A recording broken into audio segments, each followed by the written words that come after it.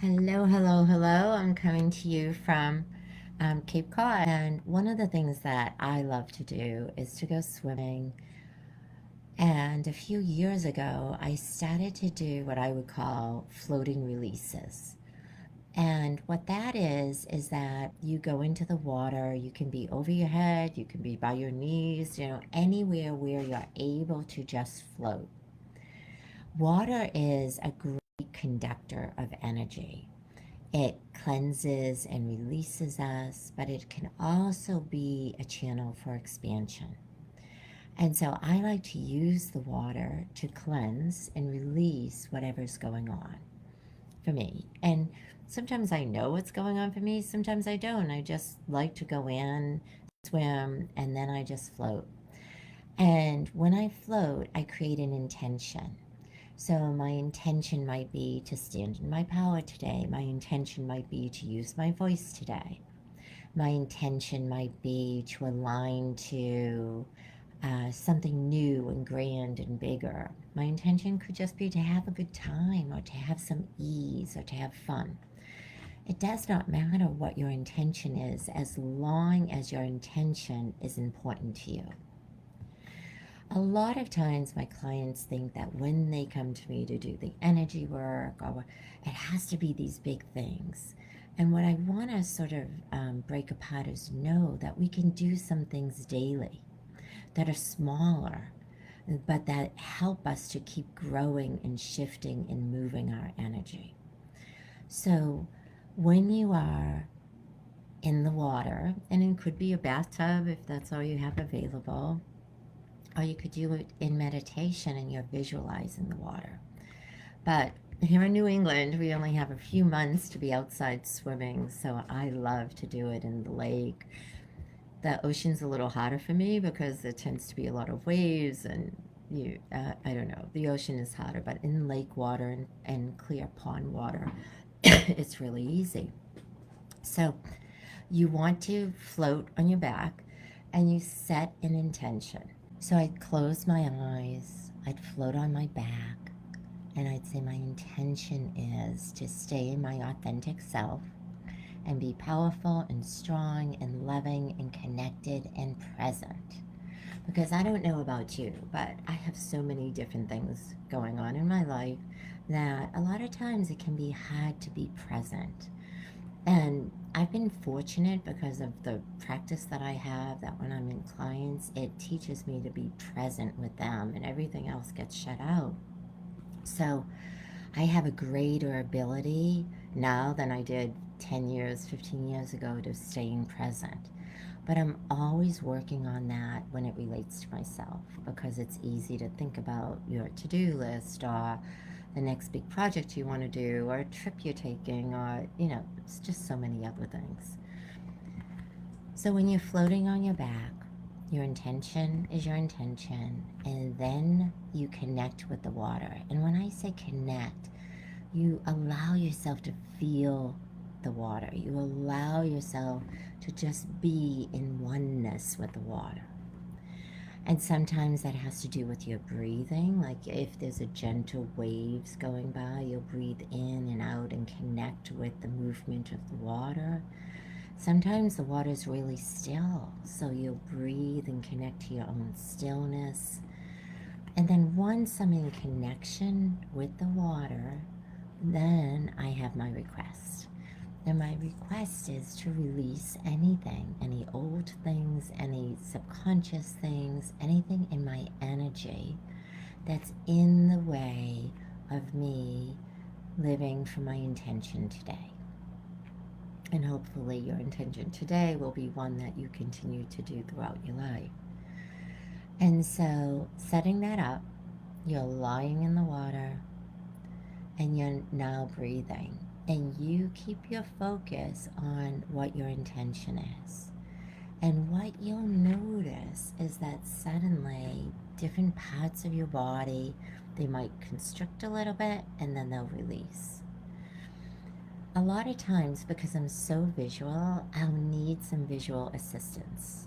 So I will imagine every time the water flows over me I'm just breathing into the water and being present with it, I will let things go out of my back, out of my lower back, out of my legs, out of my buttocks, out of my shoulders, out of my head, that are in the way of keeping me present. And so that's what I'll start visualizing.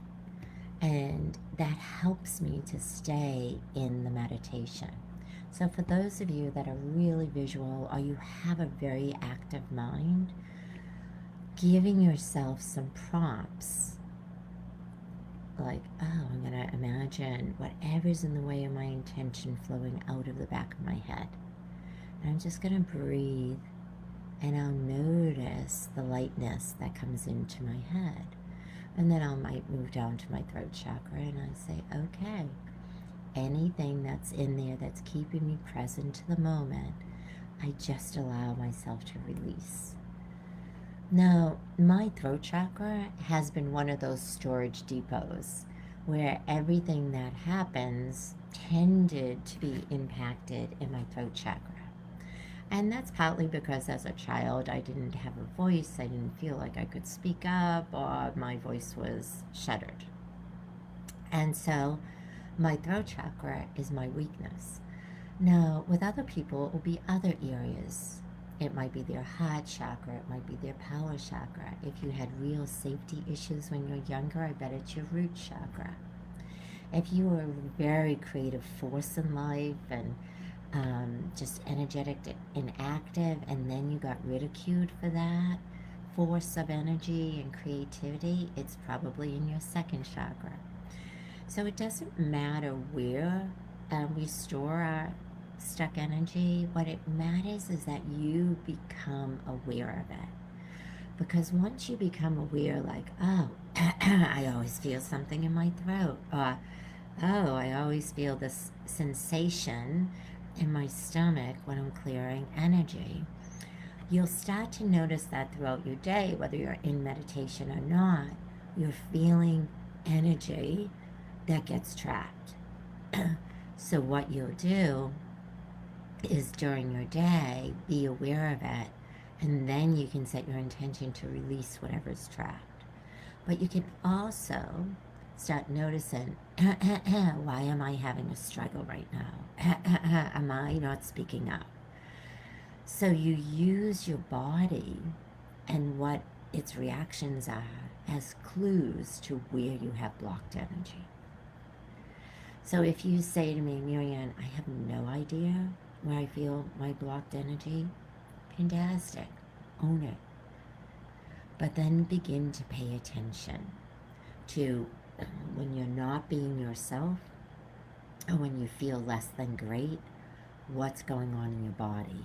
Where do you feel the tension, the stress? Maybe sometimes you get physical pain there, or just congestion. And you notice it and say, oh, this must be where I'm holding something.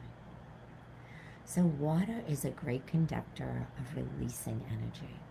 So as I'm floating and I start to feel lighter and lighter, the next thing I do, because I'll feel like, oh, okay, I've released whatever needed to release today, I will put my attention back to the sun, back to the universal energy. And my intention now is to connect to all my possibilities that await me and allow them to come into me. And what that really is that when we are born into this world, we have tons and tons and tons of possibilities that we can step into. But what happens is, as we live our lives, more and more of these possibilities get pushed to the outside. And so what you want to do is invite the possibilities. And sometimes I don't really know what got pushed out, so I just invite whatever possibilities that I'm aligned to come back in, to be of support, to help me grow, to help me learn, to help me shift, to help me expand. So that's one way that you could do it. Another way is you might have something specific, like, oh, I really want to be able to X, Y, Z. So what you would do is, after you do your release, you would go up to universal energy and say, soul, send me all my possibilities aligned to X, Y, Z, whatever it was. and allow those possibilities to come in. Now, when you're working with soul, I also like to visualize. And I do this again because I'm a pretty visual person. And if my mind isn't occupied, then distraction comes in. So I think, oh, if I'm calling in, I don't know, let's just say more creativity, or more power, or more love, or more joy, what I'll do is say, oh, bring all the possibilities of joy forward. And then I will, as I start to feel that energy, begin to visualize what I can hold as the possibilities of joy. And just have one after another come into me. Now, if you're not a very, very visual person, you won't have to do that. You'll just lie in the water, connect to the energy of joy. And maybe you're more sensing or feeling person. And so you would connect in with, how does joy feel to me? What is being in joy open up for me? And then you just allow yourself to go to those places and feel and sense it. So that's an easy, quick way of changing your energy. That floating on your back, saying your intention, releasing energy, bringing in something, it could take as little as 5 to 10 minutes. Or it could take as long as 20 to 30 minutes.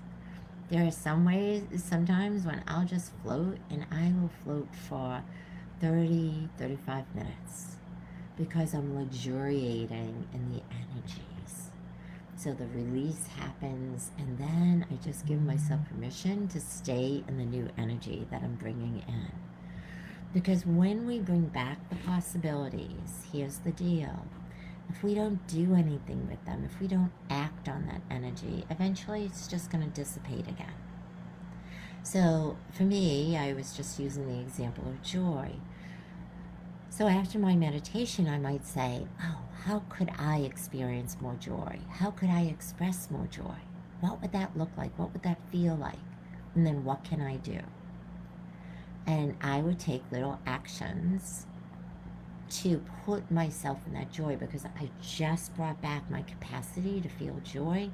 So now I want to keep myself aligned to that energy.